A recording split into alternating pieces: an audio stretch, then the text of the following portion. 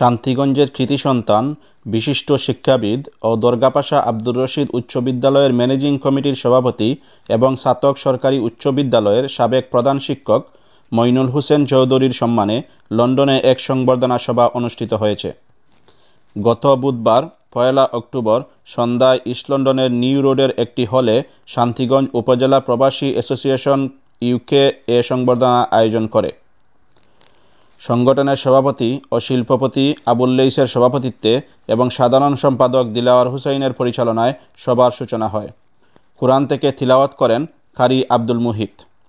অনুষ্ঠানে বিশেষ অতিথি হিসেবে শুভেচ্ছা বক্তব্য রাখেন আবু হুসেইন, নুরুল ইসলাম MBE ও কাউন্সিলর ইকবাল হুসেইন। এছাড়া বক্তব্য রাখেন নুরুল আমিন, আনোয়ার হোসেন ফজলে রব্বানী শরণ, হারুন আমিন খান, আব্দুস সালাম, সানোয়ার আলী কয়েস, রূপা মিয়া, সারের বক্ত চৌধুরী, আনোয়ার দুলাল, শফিক মিয়া, তুলহাস চৌধুরী, ছাত্রনেতা শিপন আহমেদ, রাসেল আহমেদ, জামাল হোসেন চৌধুরী, শায়েক আহমেদ, ডক্টর রুয়াব উদ্দিন প্রমুখ। বক্তারা বলেন, মইনুল হোসেন চৌধুরী শিক্ষাক্ষেত্রে দীর্ঘদিন ধরে বিশেষ অবদান রেখে যাচ্ছেন।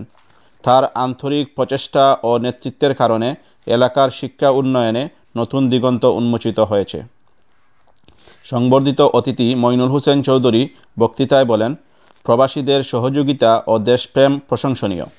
তিনি শান্তিগঞ্জ উপজেলা প্রবাসী অ্যাসোসিয়েশনকে কৃতজ্ঞতা প্রকাশ করে বলেন, শিক্ষা, সামাজিক উন্নয়ন ও প্রাকৃতিক দুর্যোগে সহযোগিতার মাধ্যমে তারা সবসময় এলাকার মানুষের পাশে থেকেছেন।